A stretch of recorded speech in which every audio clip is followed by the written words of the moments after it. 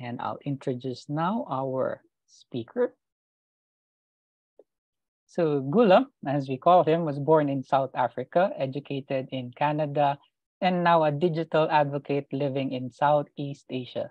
Having gained over 25 years of experience in the corporate sector, he now dedicates his expertise to helping nonprofit organizations with fundraising, corporate engagement, strategy, investigations, and campaigns. As a longtime advocate and vegan, he is passionate about animal justice, education, and promoting a plant-based food system free from animal suffering. And this workshop is titled An All-in-One Toolkit for Your Animal Advocacy Projects. This fundraising workshop is intended for individuals and small organizations looking to raise funds for the first time or to extend their existing fundraising practices. The workshop will provide tools, strategies, frameworks, and pathways of how to start your fundraising journey on the right foot. And through this workshop, hopefully you learn essential fundraising skills and how to approach funders to get them interested in your project. So without further ado, please welcome my mentor as well and a good friend, Gulam. Wonderful. Thank you so much, Joseph. Hello to everyone. I'm going to go straight to sharing my screen. So just bear with me a second as I just open it up. Just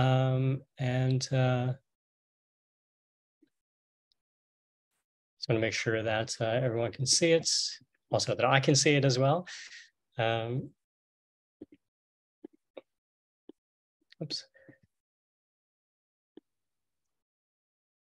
Great. So I hope everyone can see my screen. Maybe Joseph, you can give me a thumbs up if my slideshow is up. Yep. Yes. Awesome. Fantastic. Great. So once again, thank you for joining us today. So I'm so grateful for your attendance and to AA for allowing me this opportunity to present Fundraising 101. I'm calling it a starter's guide to fundraising. And I do hope all of you have been enjoying the diverse sessions of inspired speakers so far, as I have, and will continue to join us for those to come. So, yeah, I just wanted to get a sense of, because I can't see you, I don't know where you're from. So I want to get a sense of where everyone is from, what they're doing. So in the chat, if you can just along the way, and we'll also look at this a little bit later, just put your name, the country you're from, and also just give me an idea of maybe what level or what brought you here, what level of experience of fundraising you're in. If you're new to fundraising, you're a novice, if you have a little bit, you're somewhere in the middle, or perhaps you're like an expert or a guru, and there we would love to hear from you if that's the case. So please feel free to just share in the chat. And once again, I think when we go to the breakout room and towards the end, I will definitely go through that and get a sense of who's joined us today. So we do have a lot to cover. So I'm going to get straight into that. So again, whether you're an individual with a terrific project idea to start maybe a veggie garden, or you're an organization just setting up to rescue animals, or to start a cage-free campaign, whatever that might be, this session will hopefully provide you with the basic steps to get you fundraising. So I've intended this to be a one-on-one, really entry level, and it's geared towards novice. But even those with some of a little bit of fundraising experience might find it useful, hopefully. And I would love to hear from you if you can just share your thoughts in the chat, and so we can all learn from you as well. So what we're going to be covering is just a basic approach to fundraising. And then we're going to go into a little breakout room, just so I can ask you a question to get to know you a little bit better, and you can get to know each other for those of you who joined. And then we're going to look at some of the essentials of fundraising. And this is really going to be the bulk of what I'm going to be talking about. And it's really the heart of fundraising and the stuff that you need to kind of get going. And I'm going to briefly look at grants as well, and share some stuff with you in that space. And also look at multi-channel fundraising. And this is so you can diversify your income, understanding that in different countries, different tactics work, and we just need to explore all of those. And then also how to manage your data. So all this information that you're going to be getting from us, as well as you're going to be keeping regarding your donors or your grants, it's really important to have some basic stuff in place so that you can actually maintain all this information. And then we're going to have a discussion, and we'll probably move to a Q&A right after that. So it's going to be a brief session, but hopefully we all gain something from it as well. So let's step into the mindset. So fundraising can be overwhelming and confusing. So, and especially if you're not from this space, you don't know where to start, you don't know how to stay on track. And it's one of the areas individuals and organizations avoid getting around to do. And with the magnitude of charities out there, all soliciting funds from givers, it also becomes a difficult task to make your own project or group stand out from the others. So personally for me, I did not start off loving fundraising. I even disliked it. Having to ask people for money was not something I was comfortable with. And there are so many times that you can take rejection without starting to take it personally. But over time, what I discovered is that when I started to begin to learn the basic principles of fundraising and the different ways of fundraising, and I secured my first donation for a very small charity many, many years ago, it was then that I realized that fundraising was not necessarily about asking for something, but about offering something greater in return. And this fundamentally changed my mindset and approach to fundraising. And here's the thing. Many donors and funders are happy to give if only they understood how their donation to their project or organization will make a difference. So it's about providing donors and funders with the opportunity to capture the good feeling by donating or investing money in a cause they believe in and bringing them closer to the frontline work that it's actually out there making a difference.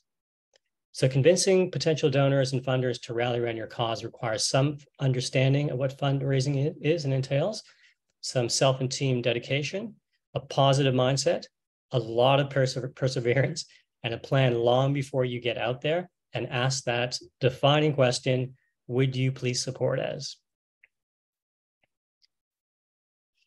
So, as I mentioned, this would be a good time for me to ask a question of you.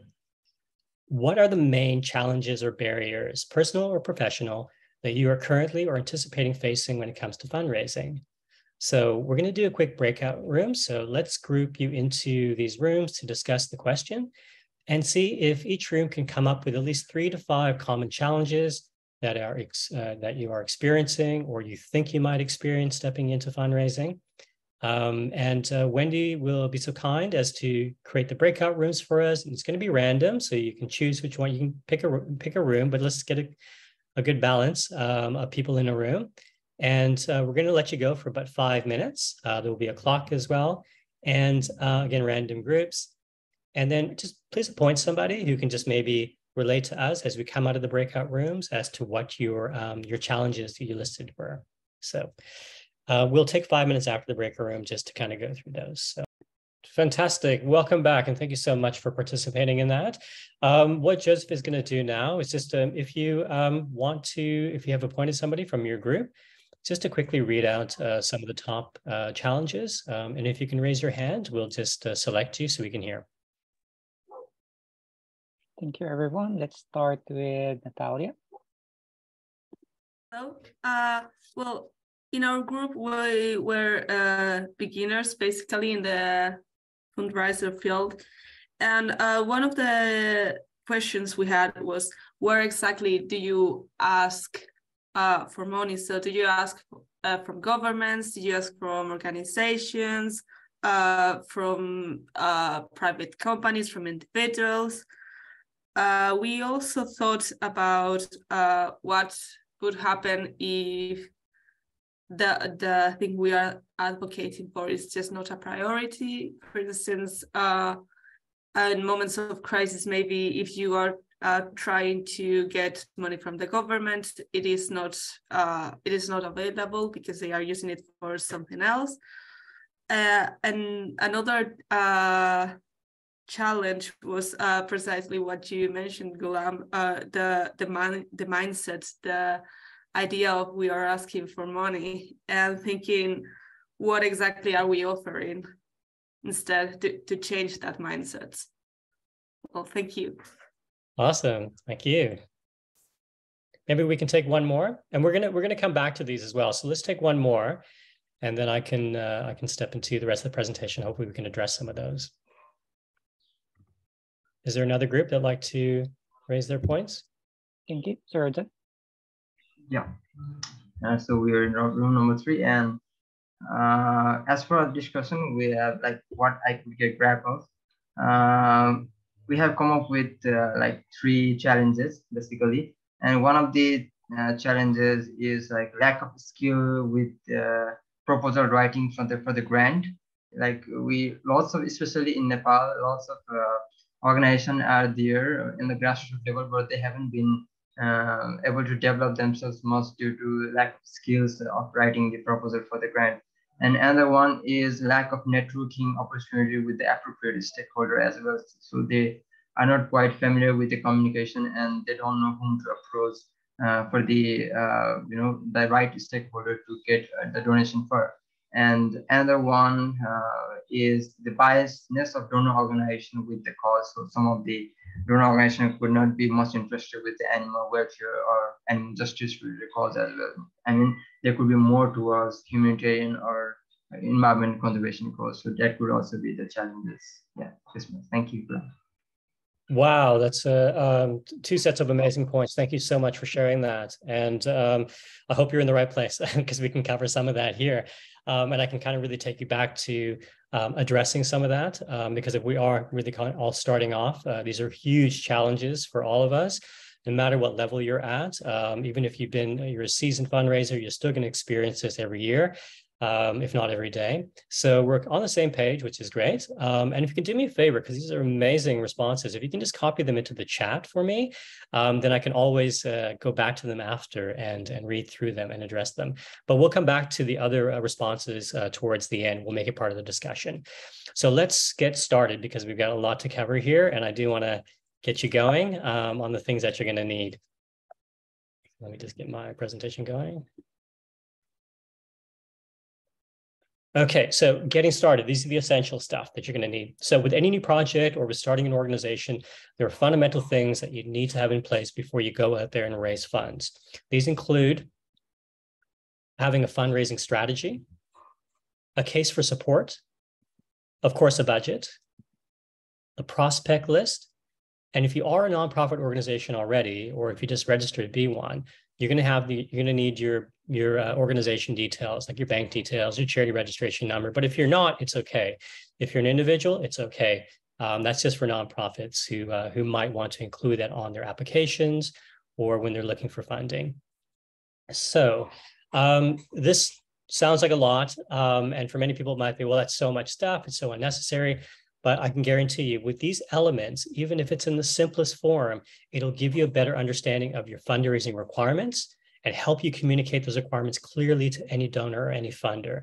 So Joseph is going to share in the chat a link to a folder that I created for you. So it's basic templates, but it's there to get you started. There's one that you can download. It's just it's a Word document, and you can use it, fill it in as you go, and as we go through the different sections. So once Joseph shares that, feel free to open up the shared document, and you're going to find some other files in there that I saved for you to get you started. So let's have a look at these different essentials in a little bit more detail, starting with your fundraising strategy. And I'm so glad that this came up out of the breakouts, because this is something that I really still always go back to, and something that I feel that it's going to be a really good place for everyone to start with. So one of your most important documents to get you started, and something that you will be continuously revisiting and periodically updating as your project or organization evolves, is an effective fundraising strategy. So it starts with identifying your objectives, what resources you have in place, and where you want to go with your project or organization, and what's going to take to get there. So fundraising strategy, basic terms, is a plan. It's a written document that demonstrates your preparation of your organization to fundraise efforts throughout a set time, which is normally a fiscal year. So this plan typically encompasses both financial goals and a communication and events plan, and what those goals want to accomplish. So by creating and implementing an effective fundraising strategy, you're creating a reminder that helps you keep your work in track, keeps your goals aligned. Plus, it also helps you, helps you and your team to be accountable for all the benchmarks through the process. So when I put one together, and these are probably the things that you want to start looking at now as well when you start building yours, is that you want to reflect on your past finances and future funding. If you haven't done any fundraising in the past and you have no past financials, it's okay, because this is a good starting point, because at some time you're going to have to look back on when you do go out and build a record and history of that. you want to define your vision. It's extremely important that you do that, because you're always going to come back to that vision, and that's the vision you're going to share with everyone. You want to consider new trends. And the reason why I include this is because the fundraising landscape is changing all the time. So within your strategy, you want to make sure you have a component in there which addresses the new ways that other organizations have discovered to raise funds, which might be better than the old traditional ways. Most important, you want to set some goals. This is for you to develop internally, but it's aligned to your organization, to your mission, to your vision, et cetera. And it's the thing that you're always going to come back to your North Star. You want to expand your donor network. A lot of people underestimate their donor network. You want to make sure that you have one. And if you don't have one now, it's very, very easy to get one going. In fact, everyone in this room potentially could be part of your network. And then we don't want to forget about our donor stewardship. If you don't know what that is, it's really about taking care of your donor from the moment that they donate all the way through to, well, the moment that they can't donate anymore. You want to make sure that you have a plan in place that looks after them, because that one donor today is going to be a major donor tomorrow. And then you want to determine and delegate activities. So I do find within organizations and small groups that are starting out is that it's sharing that responsibility. And as I mentioned earlier in my introduction, I didn't want to do fundraising. I avoided fundraising, but it's a necessity. In fact, everyone in an organization, in a team, in some way is responsible for fundraising. So it's important that you start delegating those tasks, especially if you have campaigns or if you have activities. Fundraising needs to be a component of those. And then we're going to create a budget. So a very, very simple budget, but I've given you a template in the folder to one that I use.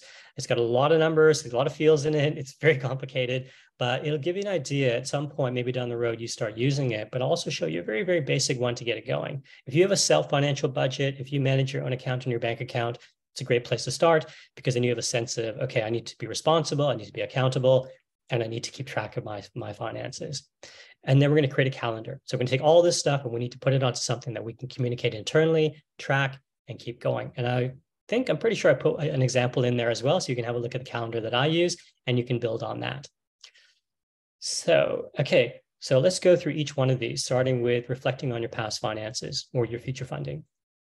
So before moving forward to create your funding plan, it's essential that you take a look at your past finances. This way, you can extract key insights from this data, such as how you've grown over the past year or where you see your organization going. So pay attention to where your fundraising revenue has come from in the past so that you can add it to your future plan and make sure that you develop it and not ignore it. So you asked earlier about where does funding come from? So these are your main groups. Let me just play that out. Individual, small, and mid-level donors. So the majority of donors fall into this category, with gifts ranging from a few dollars to several $1,000s. So if your organization has a wide array of small and mid-level donors, you may choose to place an emphasis on boosting repeat or recurring donors. Again, don't ignore these people who've given you a little bit, because they might want to give you more and they might want to give you more frequently. The next one is major donors. So the definition of a major donor varies greatly from one nonprofit to another. So for smaller nonprofits, a few $1,000s may constitute a major gift, while larger organizations consider major gifts to run in the six-figure range. So as I made a note there as well, if you didn't know, that 88% of individual donor dollars come from the top 12%. So your major donors are the ones that are really dropping a lot of funds in your hat. So you need to make sure that you can identify them. And sometimes they grow from your small base, but also they're also out there as well. It's just a matter of having to research and to find them. And nonprofit grants. So if your organization has relied on grant funding in the past, you know that this can be a great source of revenue to kickstart a new project or initiative.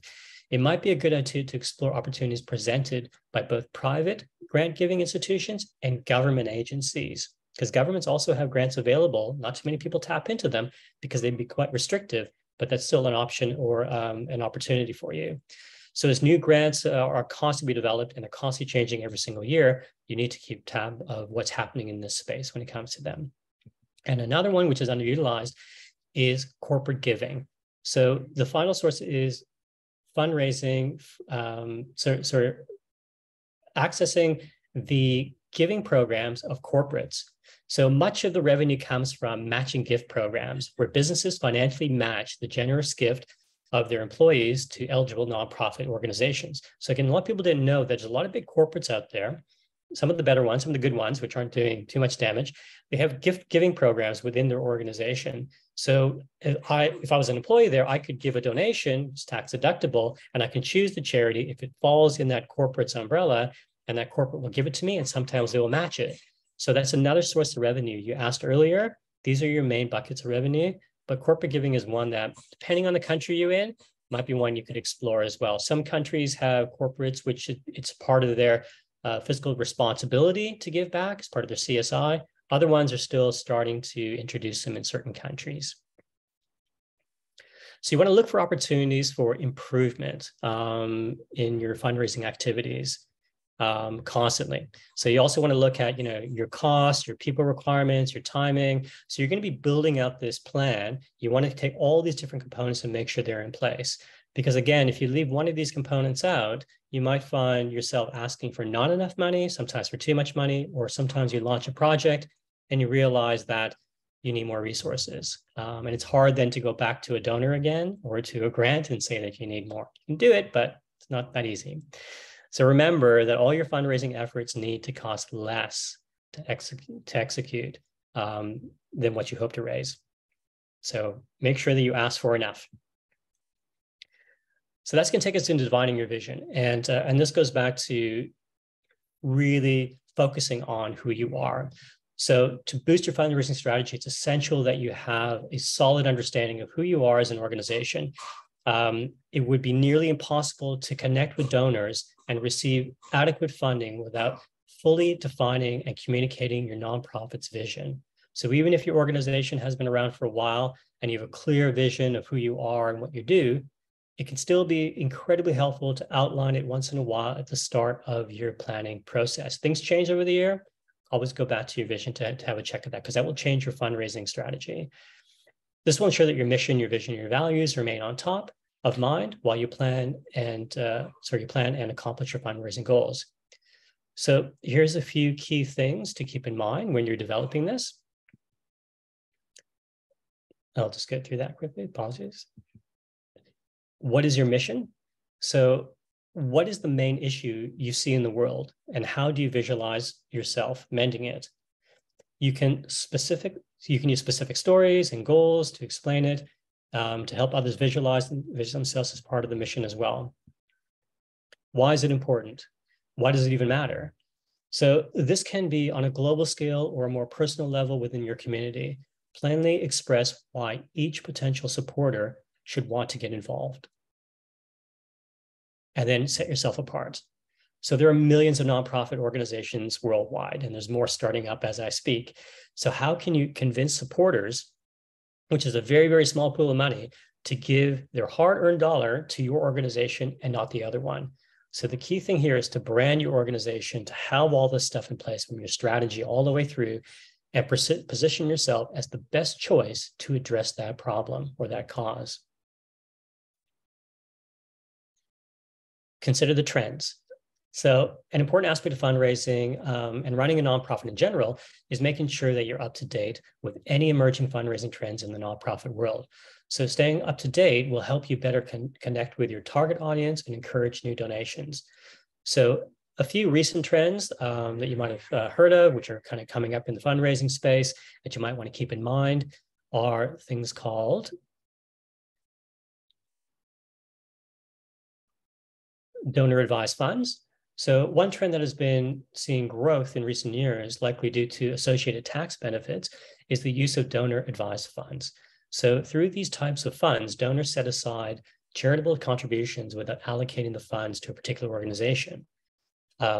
This way the fund grows, becomes tax-free, and during the waiting period, and these are the kind of things that we're starting to look for now. Some of these donors have been sitting on some funds that they've set aside. They've gone to some nice sizes, and sometimes they give them on to grants, but sometimes they just make them available. So we're finding that the donor pool is gone from people who are just giving a little to pretty substantial donors out there, which are looking for causes.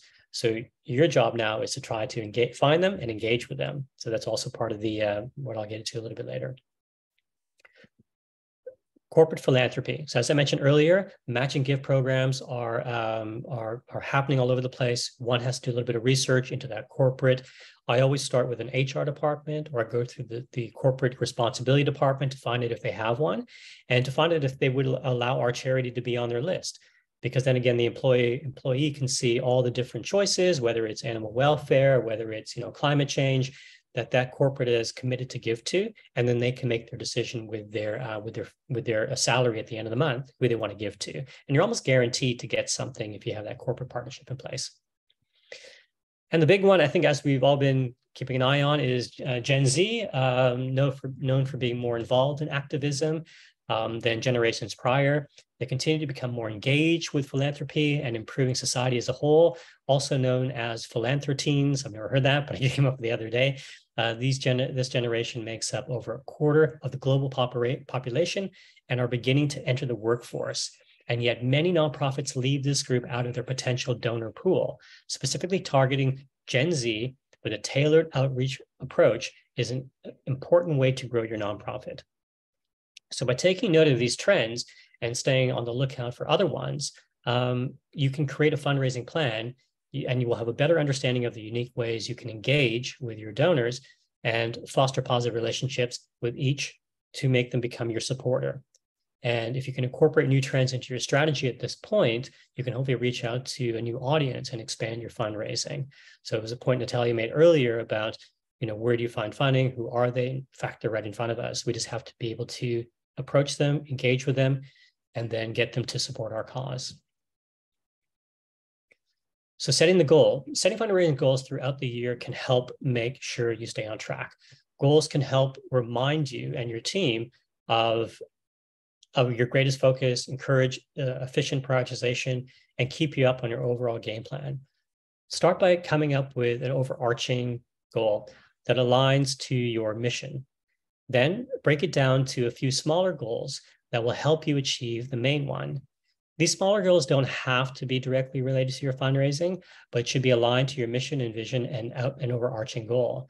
They can be related to hiring new staff members to accommodate other goals, making changes to your fundraising activities, or the way your organization is structured. And remember, everything an organization does requires funding. So all this still falls into the fundraising space. So please don't forget that successful fundraising doesn't just revolve around acquiring new donors. Create some goals around donor stewardship. Very important. Things you can do to improve your retention rates and win back lapsed donors. That's something that a lot of organizations realize as they go along, is that they have donors, but they just don't pay enough attention to them, and those donors fall away. And it's as hard to get those donors back into your cause because they feel that you're just not, sharing with them, you're not engaging with them, or they feel that there's another cause out there that can be doing that better than you. So there are examples of this, and here's one. So your goal might be that you want to raise $20,000 by the end of the year because that's how much it costs to deliver a new program on animal advocacy in schools. Your smaller goals might be to increase the number of new donors through social media, execute a lapsed donor campaign, or organize a stewardship event for your existing donors, or submitting an application for a grant to raise the funds for that project. Expanding your network. So whatever your goals are, whatever your goal, the goals you set, you're likely to have a few around expanding your network of supporters and attracting new donations. So if you go back to the first section where you discussed reflecting on your past finances, take a look at where most of your new revenue came from, and use this as a guide for future plans. So if it did come from your donor base, your individual donors, focus on that. Because again, if it didn't cost much to execute, to engage with them, then that's something you definitely want to pay more attention to.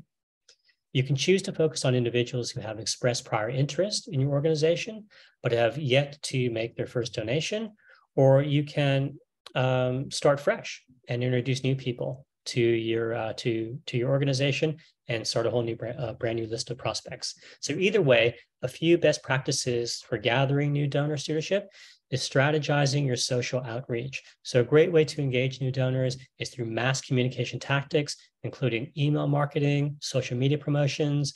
Social media offers excellent networking perks, in that you can ask your current donors to interact with and share your message with their families and friends. Because remember, a donor is also a champion of your cause, and they're almost like a volunteer for you.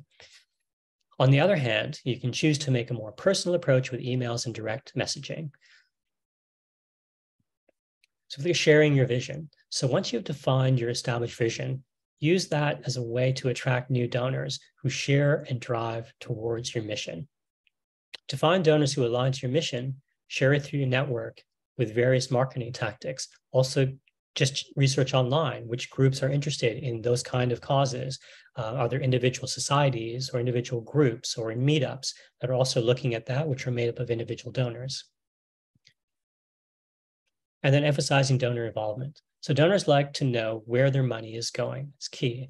Specific details can draw in new supporters looking to help your cause. For example, asking your donations to buy one child's textbooks, for example, might be or might not be as effective as if you said, well, we want to pitch to build new offices. So donors are going to look at that and say, well, I don't really know about, buying textbooks or doing, about building an office, but I know about, buying textbooks for a school, which might be around, diet change or climate change.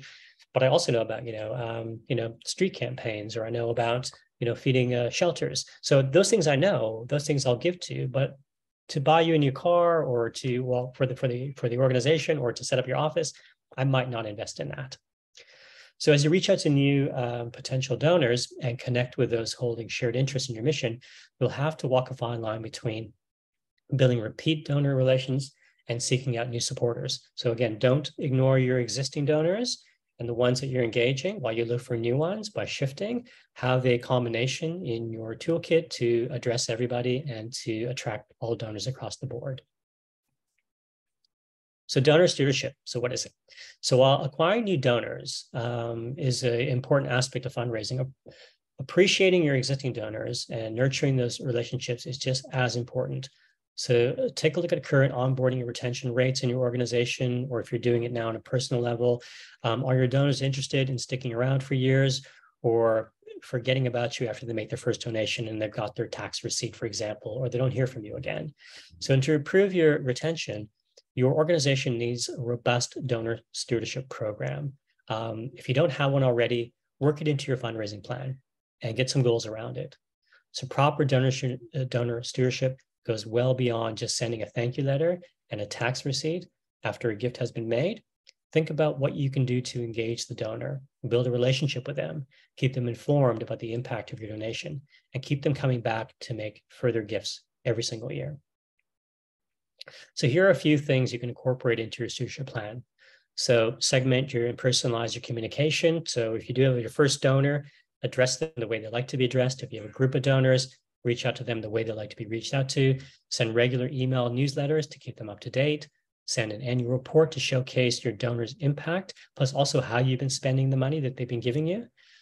Surprise and delight your donors with handwritten thank you cards, holiday greetings, anniversary cards, and just because cards. These things are very, very important. Again, you have to have a relationship with your donors. These are the ones who are giving you for funding, and these are the ones you want to be there year after year. Host a free donor appreciation event. Get them together if you can in person, just to introduce them to each other. It's a nice way for them to also meet, but also to raise the stakes on what they're giving. So sometimes in those environments, donors like to up one another, so they'll sometimes give a little bit more than the other one will. And encourage your donors to follow you on social media so they can stay up to date on your latest activities. And the flip of that as well, they could share your activities with their group, hence bringing in new donors. So this is our donor cycle, as we call it. And it's how you're going to be, every time you get a new donor, it's how you treat your donor through engagements. Everything from identifying who your potential donors are, to determining the value of that prospect, what qualifies them as a donor, to moving them into from what we call cultivation, which is moving them towards solicitation, which is the big ask, is when you feel you're comfortable enough to ask that donor for a little bit more because you understand them, you have a good relationship with them, you know that they give, you can then ask them. But don't go from point one to point B. If you met somebody, don't ask them for a big ask. Take them on this. Let them understand who you are. Let them understand your organization and your cause and the things that you want to do and you want to achieve. And then finally, when they're on board, make sure that you implement the stewardship plan, which is updating them, thanking them as I just covered, and recognize them as a donor and show them the impact of their donation. And this is just something you probably find online as well. It's just a little matrix of, once you get a donor on board, how you acknowledge them all the way through to how you keep engaging with them. And then there's different tiers as well. I'll save this in the folder and give you access to that as well. So you can just see, and you can use this possibly as a template as well, just to work out, making sure that you're ticking all the different touch points with your donors and you're not excluding anything. Okay, so now you've invested, so you've investigated what works in the past, you defined your vision, you've researched new trends, and you've set some goals. Now it's time to actually plan out what fundraising and stewardship activities you'll be undertaking. And a big part of this, and I mentioned this earlier, is that making sure that you can delegate these tasks within your organization. And a very, very simple way of doing that is that for each of these different revenue streams, set your goals, set your activities for them. If you feel that a grant is going to cover one of your programs, put it into the activity, but make sure you know what goal you're covering that's linked to your objective, and then identify your team or the individuals that are going to be working on that. Again, fundraising is not a solo position within an organization. Everyone's responsible, from your board members to your founder, CEO, to management, to your volunteers. We all play a part in fundraising. So use those individuals in your team to do different things. So your board member might be able to reach someone in government, for example, or somebody at a corporate. Use them to go out there and solicit for you. And then also making sure that you keep track of your time, because again, when you build out your activities and your programs and your campaigns, it's all time constrained as well. Within that, you want to launch it by a certain time. So you have to make sure your fundraising also kind of coincides with that you're asking at the right time, you're getting in your funding, and that you're able to use that funding effectively. So I'm just a little bit aware of time. So I'm also just going to go through some of these points so we can have a discussion at the end. Creating your budget. Okay, so this can be very, very complex or it can be very, very simple. So if you're starting out, and the reason why you're going to need a budget is because you're going to be asked for one. You're going to be asked for one from not necessarily about donors, but grant makers, grant organizations. They're going to ask you for a breakdown of what you're spending that money on. And it also helps you as well work out how much money you need to spend.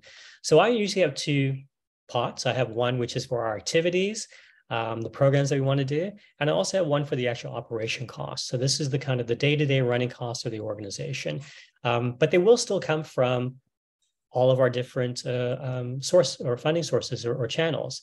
So in some cases, you might find that I might get some of the program or the campaign costs from a grant, but some of it might come from the donor base, if they've saved up enough and I have enough there. So you have options here, but it's also really good to make sure that you track these out and you define where that funding is going to be coming from. If there's a grant you're applying for and it's going to assist you with your activity, whether it's a campaign and so on, make sure that you then map that out and you focus on that.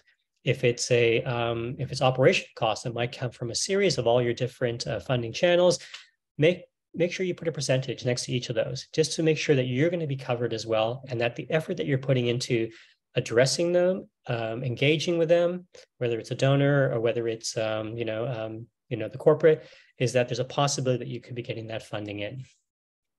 And you need to have a realistic idea of what's possible here. So pre-planning is so important. So that's why making sure that you have your fundraising plan in place, you have all that bedded down, so you're not busy just trying to get all that together when someone's asking you what's your vision and you still don't know. Do all the homework first, have it ready before you go out. And also the budget is really, really key as well to making sure. In that folder, the shared folder, I put in my budget template. So again, it's got a lot of detail in it. You can use portions of it, or you can contact me and I can help you with your budget if you need. So here's an idea here, or here's an example of a very, very simple budget. It might not be something that I'll show to a donor or a grant organization, but it will just give you an idea of a quick breakdown. And you can just do this. The most important thing is you have something there in front of you. You've broken it down the best you can. It might not be as accurate, but it's going to give you a sense of how much you need to ask for. And that will also let you know who do you need to approach, because donors might not have that, but a grant might have that. So you need to then focus on grants. So for example, if there's a cage-free street campaign, we've worked out $1,000 for us to do this. We've set our timeline. We're going to start creating now. We want to execute this in April. That gives us enough time to hopefully raise some funds. And then we've broken down what we need to pay for. So we looked at our people costs. How much are we going to have to pay our people, our managers, or the program manager, the coordinators, content creators. We looked at our marketing costs. We want to have banners in the streets. We want to have posters. We want to give out flyers. How much is that going to cost us? And we want to do some marketing online as well. So we definitely want to be on Instagram. We want to be on Facebook. I don't even know if Twitter exists anymore, but we're going to pay something towards that. So we want to make sure that we budget for that. We might have some transport costs as well, where we want to pick everyone up and have some lunch there because we'll be out there on the street the whole day. We might have some legal costs as well. So let's factor that in, and some also miscellaneous costs. So we feel that 8,000 is enough for us to do it. Also, a little bit more would be good. So I can approach any donor, any funder, and I can say, for us to do this, we require this. And they go, okay, we get it. We understand. You're not just thumb sucking a number. You've actually got something there, and we can see what you want to achieve, and the value is there for us. Creating a calendar, as I mentioned. So I've included a calendar as well in the folder, but this is something really, really important. This gives you your bird's eye view, everything you're doing in your organization, what the most important dates are, what all your activities are, what your points of engagement are with all your donors or your grants, when your deadlines are. Build something like this. You'll thank me later. It's really, really important. If you don't have much to put on there, it'll at least give you an idea of what you can plan for the year, and then you can start focusing on it. And also it gives me a sense of, times of the year where certain things are important, like November is giving month. So what do I have in giving month? What do I have happening in November? So plot these things as you go. And case for support. You've got all this information now in front of you. You've done everything. You need to get this together into some kind of a format. And we call this a case for support. And this is something that you're going to be showing to your donors. This is something that they're going to hold in their hand, they're going to read through, and they're going to respond to you on. It's really, really important that you take the best of what you put together now and you package it into something. It can be very, very simple, like a document, or if you have time, you can do a really nice layout with pictures and graphs and explanations and so on, which will help them understand what that is. So again, it includes everything. It includes a little bit of your programs. It includes who you are, your mission, your vision, et cetera. That's the main thing that it wants to focus on. It'll give your donor or the grant maker an idea of who you are, what your impact is, and I'll talk about impact in a second here because that's a very, very important thing you're going to be asked, and also what your funding requirements are. So that's all your case for support contains. That's really it. It's just a pitch, and it's a nice way of putting it, and it's there to motivate your donor or your grant to look at you and go, well, you stand out. You've got a really good solution here. We like the impact. It's worth investing in. Let's sign the deal.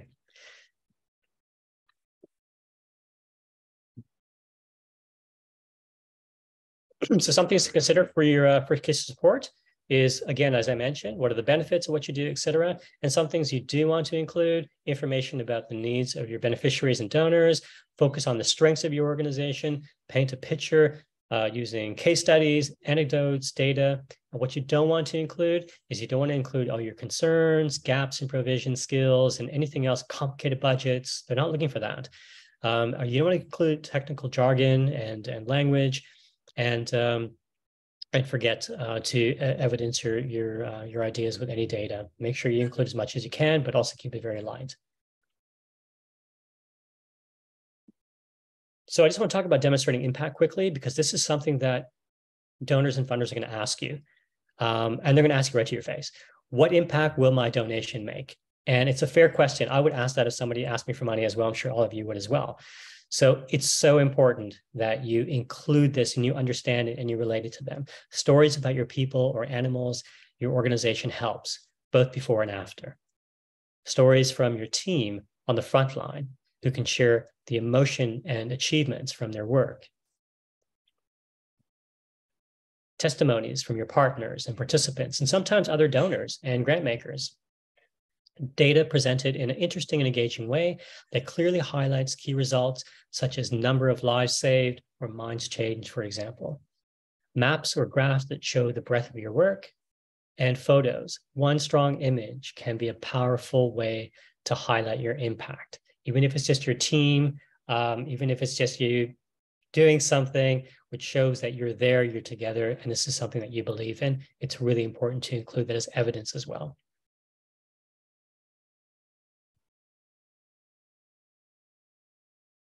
And writing proposals and applications for grants. This is a huge subject, and I'm not going to be able to cover it. But if you don't know what a grant is, it's probably going to be the place where you're going to get most of your funding from, and where you're probably going to be fixated on, because it just seems like it's the bank. It's where you want to go. There are good and bad things to grants. Number one, grants are they're large pots of money. They focus on certain areas, which might be aligned to your cause, your program, your activities, your campaign, your organization. But also, they are restrictive. So you might not be able to use the funds for other things you might need. It's very restricted to that one particular thing that you agree upon. Whereas donor funds is unrestricted. So you as an organization can use that for anything, obviously within the confines of what your mission, vision, and value are and what you're trying to achieve. But it's a little bit more open, a little bit more flexible. You can use it on some of your operation costs. You can use it on some, a program, or you can use it on activity. Whereas nonprofit grants are very, very strict. It's a contract you sign with the grant organization, and you're committed to spend the money to your best ability to achieve the impact you both agreed on. And I think this is a really good opportunity for me to raise this now, is that NM Alliance Asia is now going to be becoming a re-granting organization. So as of next year, we will be assisting Asian organizations with grants, small grants. So you can also approach this as well. And I have a feeling that I'm going way over my time here. So I hear someone in the background there. I'm assuming that's me running out of time. Diversify your income is very, very easy as well. We spoke about this earlier. There are different ways of doing it online. You can do crowdfunding, take advantage of your website. You can use social media offline. You can do charity drives. You can meet in person. You can do mail drops in physical mailbox. You can do advertising on billboards. You can set up events, physical events. You can call people directly and ask them for money. That's telemarketing, but you can do it. And you can also set up a business as well, like merchandising, which actually funds your organization. It's a source of revenue that comes in, and you can be your principal sponsor or your principal funder. And I think I'm probably coming to close to just one more thing on managing your data. It's really, really important that you keep your data secure, all your donor information. There are programs out there that do that, or not applications. I'll recommend these two. I don't endorse them, but I don't work for them either. But DonorBox is a really good one. It's very easy to use. Bloomerang is another one, and they're both linked to MailChimp. You can find everything there, a lot of resources, a lot of tools. I highly recommend them, and they'll help you set up your online donation tools. They'll link it to your bank account. It's very safe, very secure. And that's really important that you manage your data. So that brings us to the end of the session. I want to thank you so much for listening to me for such a long spell. I'm so sorry that I could not